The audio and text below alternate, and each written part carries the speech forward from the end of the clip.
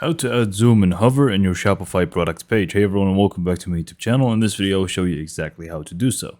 So first, just go ahead and log into your Shopify admin, click on edit theme, and this is going to be the first method. So it's going to depend really on your theme here. So I'm just going to go ahead and click on the default product page at the top.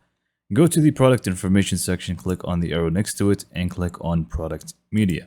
Now this could be a little bit different. Maybe you're just going to click on product information. It really just depends on what you have. Next up, you're just going to scroll down until you find the option enable zoom. So this is going to allow you to zoom into your pictures, and you're going to be able to just move around with the zoom.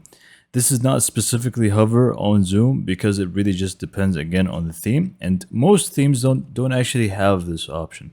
Now, if you don't actually have an option to zoom hover, you're going to be able to just do that by installing Magic Zoom Plus, which is just going to do that for you. It is going to be free to install, but if you want to remove the watermark, you're going to basically have a one-time charge option. So you can just click on install. So you're just going to go in and toggle the theme on, the specific one that you want, like so, and just click on open theme settings, which is going to take you to the app embeds section. You simply just want to make sure this is toggled on and click on save.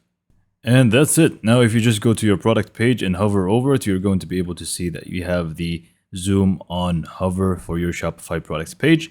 It does actually say the trial version for Magic Zoom Plus, but again, if you want to remove it, you got to pay a one-time charge if you would like. And this is pretty much it for this video. Hopefully you found this video to be informative and helpful, and for more information, subscribe to my YouTube channel, and thank you for watching.